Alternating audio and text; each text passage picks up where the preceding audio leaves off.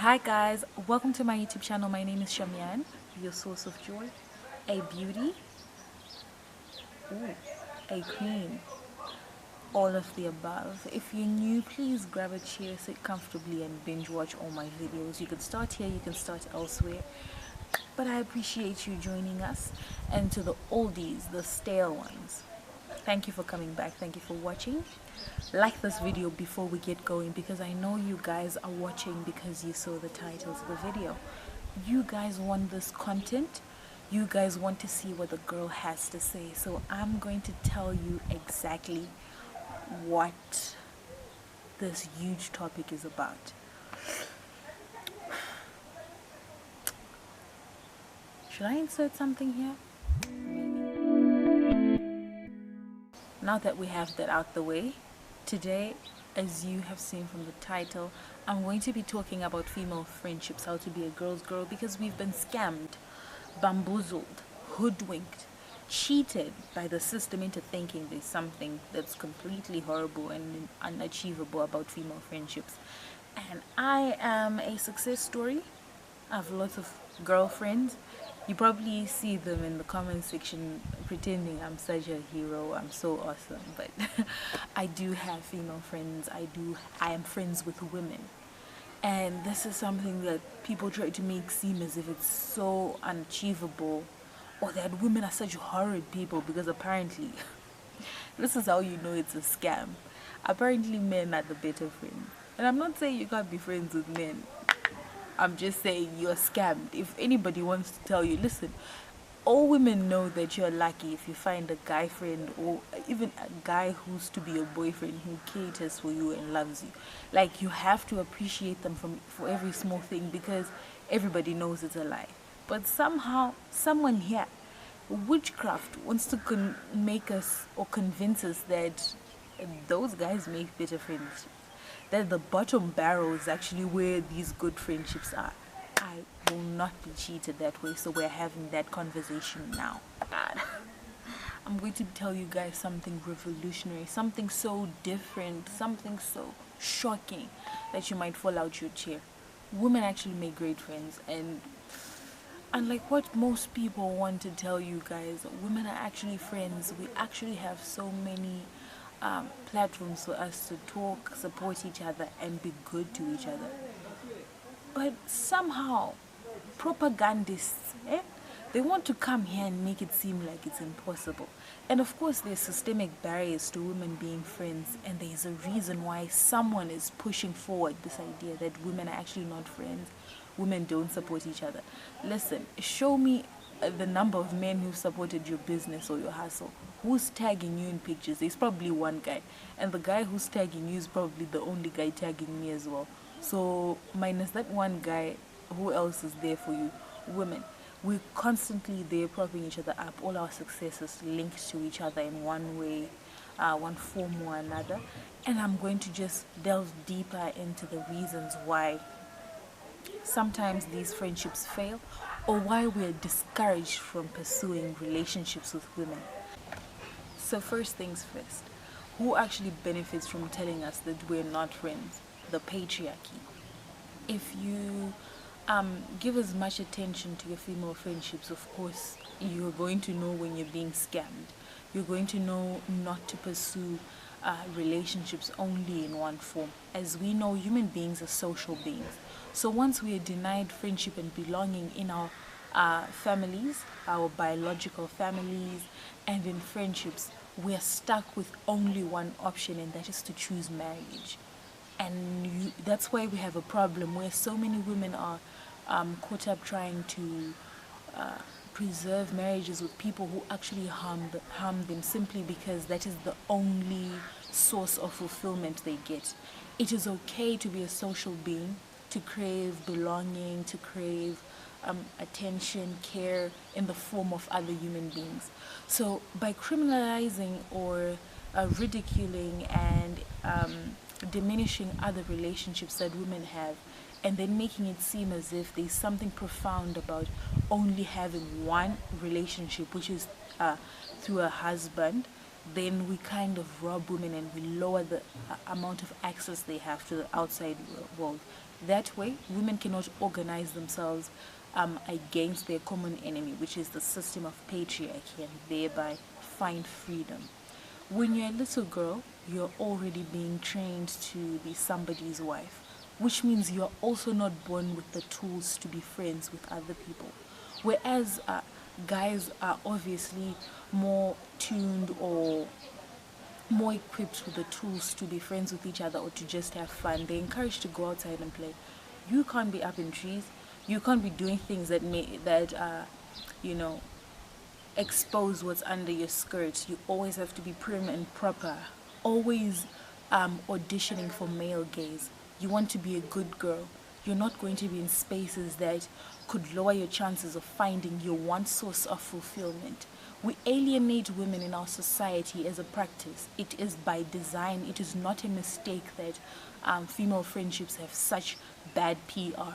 It is because they need women not to be friends, or society needs women not to be friends, so we can continue to maintain and we can become the foot soldiers of patriarchy. That is exactly what the main focus of teaching women to audition for the male gaze or to only find and value companionship in the form of men results in, is it robs us of opportunities. You're married, and then we are having conversations about whether or not women can go to the club if they're married. That means they can't engage in social activities that they used to when they're married, because their entire attention, their only source of fulfillment as a social being, is now all within the arms of this man, hypothetical, whether or not they're good at it. They have to become content with whatever their husband gives them. But that same request does not exist for men. Nobody expects men to stop clubbing or to stop hanging out with their guy friends the same way that they used to before they were married. That's seen as something that's normal. Men can go and watch football at the bar, they can have a few drinks with their friends, but once a woman begins to actually commit to giving and fulfilling themselves through relationships with other women, there's something that's really wrong about that. And you can forget about friendships with men. Opposite sex, that's even worse. We're trained only to become wives, and we're equipped only with the tools that allow us to be wives. So of course we're going to struggle, and we're going to meet a lot of spots of friction when we try and befriend women. And that's basically the summation of all our problems. It has to do with purity culture, with patriarchy, and turning women into servants, into helpers of men. Which is why I don't subscribe to that thing. I help nobody. One man for himself, God for us all. Like I said before, I belong to the streets, so you know me. I definitely will chill with women and will continue to give attention and pay attention to my female friendships. And so when we realize that there's something wrong in the way we're trained, it kind of helps us. It helps us evolve. It helps us unlearn certain concepts that we've been taught, and to imagine and explore friendships with women outside of that. What we mean when we talk about decentering men is giving women more opportunities to explore themselves without ever needing to audition for the male gaze, without having to be prim and proper, without negotiating space with the pleasure of men as a priority. It means if you want to dress a particular way, you do that. If you want to go to certain spaces, you do that, without that, and with that never resulting in you losing social currency, without you ever experiencing social fallout from men, from society, and then being denied the opportunity to become a married woman who again finds this fulfillment. And also recognizing that marriage is one of the things we participate in life, and that it does not necessarily, and that is, it's not particularly necessary, but we do it for the fulfillment of ourselves as social beings, and as people who unfortunately have been trained to desire romantic relationships in a particular form within the institution of marriage. Decentering the male gaze is important to fostering good relationships with women. Anyway, so my second point, which I've already touched on in the first point is that we're trained to be chosen. The way we carry ourselves, the way we navigate society, we're constantly being put on advertisement. We're basically walking product placements. Everybody's supposed to see us, and um, we have to play into whatever they want us to be. So when you're a woman, you're not particularly concerned about fostering good relationships with people. You're concerned more about how you look when people see you. What do the elders think? Your entire life is based on public perception and how they view you and what they think of you. If they look at you and they think you're not marriable, you're not good quality, you're not good enough, basically, that is social suicide. So we tend to invest more in opportunities and places that allow us to always look good. So when your entire existence is based upon pleasing people's perceptions or playing into whatever people want to see of you, you are not fully able to surrender yourself to sustaining female relationships. All you do is simply do the things that they want you to do. You don't want to be outside too many times, because increased visibility means that there's too much opportunity for you to be harmed or for you to tarnish your reputation. So how are you building relationships with women when you're inside your house, when you're not going out anywhere? You don't want to go for lunch with your friends or with women, because there's this misconception that exists that chooses to place women even in the midst of women's joy. You don't want to be accused of having a blesser or a man sponsoring you. So you have to stay out indoors. You don't want to increase visibility. And so even within us trying to foster good relationships as women, we experience a lot of barriers. There are a lot of things in place that stop us from being able to fully explore this without judgment in the same manner that men do. Men can be friends with an outed rapist without that ever become damaging their identity or their character, with that not impacting their character and how they're viewed in society. If your one friend wears a skirt that's a little bit too short, then now there's something else. You're constantly battling all these labels. So of course, if you surround yourself with more women, if women are seen to have fun, there's always somebody with something, too much speech, they have things to say. And that's a real valid barrier. Women don't want that to happen. You don't want to be friends with women because you're inviting people who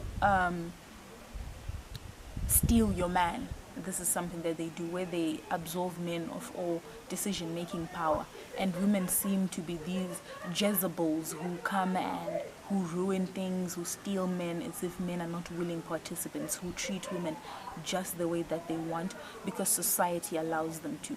So there's no way you can really talk about how we're struggling to foster relationships as women, or why there are barriers to women experiencing relationships, without simultaneously talking about the ways in which men relate to women, because that's a huge part of it. As long as patriarchy exists, women's friendships continue to be threatened.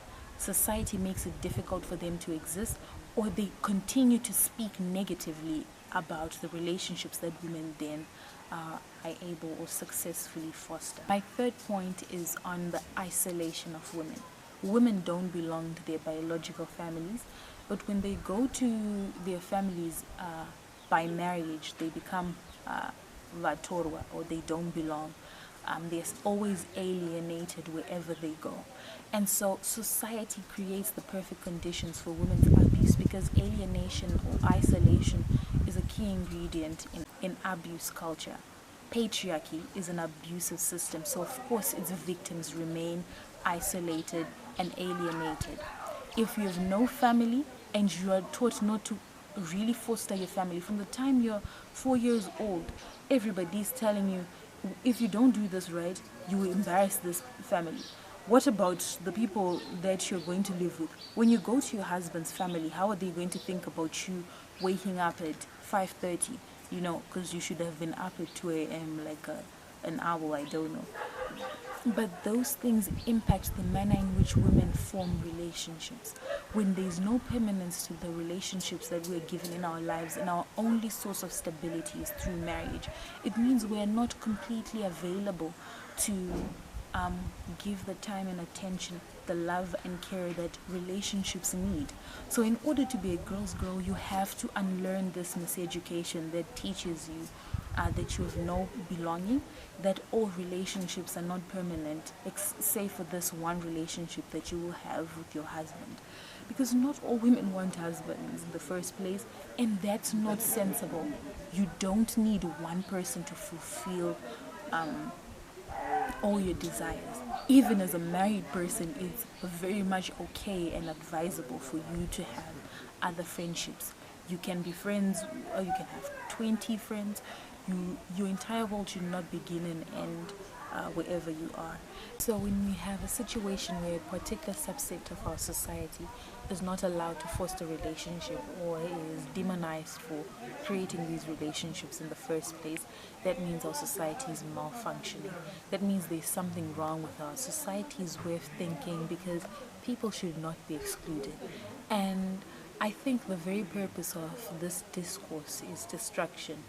It's to distract us from the fact that we have bigger issues to deal with, and to make it seem, or to turn women into demons who apparently harm themselves more than patriarchy does.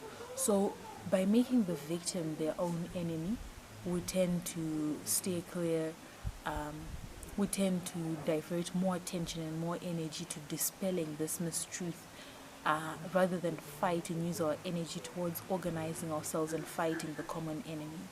Women don't have a problem interacting with each other necessarily, or it's not a natural state of things, and it's not one that I am also particularly offended by. I understand the kind of education that most women have received, and until we get to a point where patriarchy cannot punish women, then I have no basis for trying to force women to let go of their needs to be accepted in society, especially since they are social beings who also want to belong. And for now, belonging, yes, means doing exactly what society wants, so you can be rewarded with titles, with social currency, etc. And of course, we've learned that the ways of patriarchy is to reward a few women with power, so they can be the ones who gatekeep the rest of the women in society. And that's very dangerous, which is why our largest form of protest is to be friends, to continue to pursue friendships, to continue to divert care and attention to ourselves as women. It is the largest form of protest. Being a feminist and being pro-women is only possible when you care for women. When you have, or you harbor distrust for women, when you see women or your fellow folk as the enemy or detractors or whatever, that stops you from actually achieving whatever goals that you want. To be pro-women is to be pro-women in their entirety. And this doesn't mean that you have to like all women. Nobody in the history of the world has ever loved everybody. Men don't all like each other. Rich people don't all like each other. All the people who have some form of systemic privilege don't all like each other. But when it comes to people who are struggling, or marginalized groups, you find the statement being thrown around quite a bit. You find people saying, oh, black people don't make it because they don't support each other, as if black people in general, the masses, have the systemic tools, have the finances and the economic privilege to support one another in that particular regard. Your fellow black people don't have money, that's why they're not supporting your business. And sometimes we can't even offer visibility because the kind of people who own the resources are white, or they're non-black folks. So we don't even have those privileges to show support in the manner that we want to. But most of the time when we begin to succeed, it's because our own people have taken the little that they have to prop us up, and that's okay. And even amongst ourselves, it's okay for us not to like each other. What we must be resolute in is in the fact that we all deserve rights. We all deserve to have bodily autonomy. We deserve agency. And those things are unwavering. Those are the things that we'll continue to advocate for all of us. It's not something that we reserve only for women that we like, because that is not absolute freedom. So here's how you can be a girl's girl even when you don't like every woman there, because that's impossible. The fact that we don't like all women, it does not mean we don't like women or we are struggling to have friendships with girls. It's about finding the kind of people who you get along with. If you like anime, you find girls who like that. If you like makeup, if you like whatever. And that we continue to foster the sisterhood. I had an idea to just create a platform where women speak. It wasn't successful, but it's something that I'm continuously working from and that I learned from, and now I'm continuously finding ways of creating platforms where women can just be themselves and show support, and that we can unlearn. We don't want to create harmful and blind solidarity with people who look like us simply because they're that. That's why I believe strongly, and I think bell hooks, or is it Audre Lorde? I'm not sure who said that love and accountability have to coexist. And so that's the kind of sisterhood we're trying to foster. And we have to start by first understanding and acknowledging that all of us, all women who live in this very patriarchal world that has been colonized or that prioritizes white feelings and white opinions above those of the rest of us, you do harbor within you fragments of self-hate, and you have to continue to unlearn the miseducation that you received.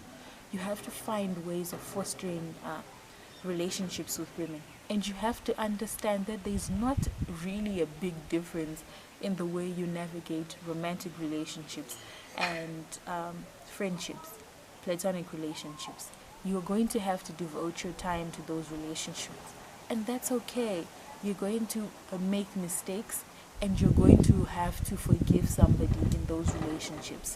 When we make it seem like our relationships are places where only perfect people should exist, or that relationships should be perfect amongst us, we rob ourselves of the humanity that we often give to others.